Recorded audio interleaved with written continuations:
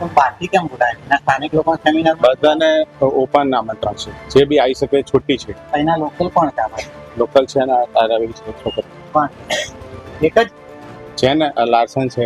હા, પછી પાછળ અલગ અલગ ઓછા જગ્યાએ મોટા 30 થી 40 જણા અહીં બેઠા છે, એમાંથી 10 માણસ એના ના એમાંથી નહીં, પણ અલગ અલગ જગ્યાએથી આખા જ્યાંથી આવું એ રીતે છૂટી છે. ધર્મ પરિવર્તન નથી ના કરાવતા, ખાલી પૂજા પાઠ છે. ના સેમિનાર છે.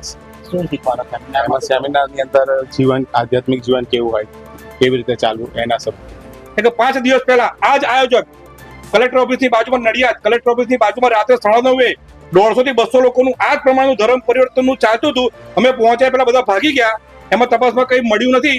આ બીજી વારના આ જ ભય પકડાયા છે. તો પોલીસને, મારે પશ્ચિમ પોલીસને અને એસપી સાહેબને વિનંતી કે આની ઊંડાણમાં તપાસ કરે, આ દરેક યુવાનોના આધાર કાર્ડ ચેક કરે. આ ખરેખર ઈસાઈ સમાજના છે, આદિવાસી સમાજના છે કે કોણ છે, એની ખરાઈ કર્યા પછી અહીં એમને કેમ લાવવામાં આવ્યા, એની ઊંડાણ પર જો ભાડા ચિઠ્ઠી નહીં.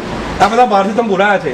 આદિવાસી સમાજના મારા બધા છોકરાઓ છે બધા, તમે એમને ધર્મ પરિવર્તન કરાવો છો એવું મને દેખાઈ રહ્યું છે.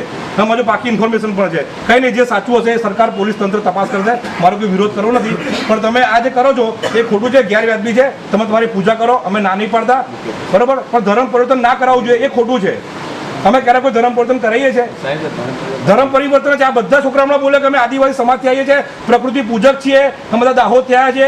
એમના ચહેરા કઈ આપે છે, એમનું આધાર કાર્ડ કહેશે કે ક્યાંથી આવ્યા છે. સમજો, એમાંથી કોઈ મેકવાન નથી. સમજો, આ બધાને અટક જુઓ તમે, કોઈક સેનવા હશે, કોઈક એવા જ હશે બધા. એટલે તમે યાર, હું તમારી હાથ જોડું કે તમે આ દેશમાં છે ને શાંતિથી રહો, અને રહેવા તો બધા આપણે ભેગા તો નહીં ભાઈઓનું જેમ. દરેક ધર્મ બધા એક જ છે, બધું અલગ અલગ નહીં ભાઈ. હો.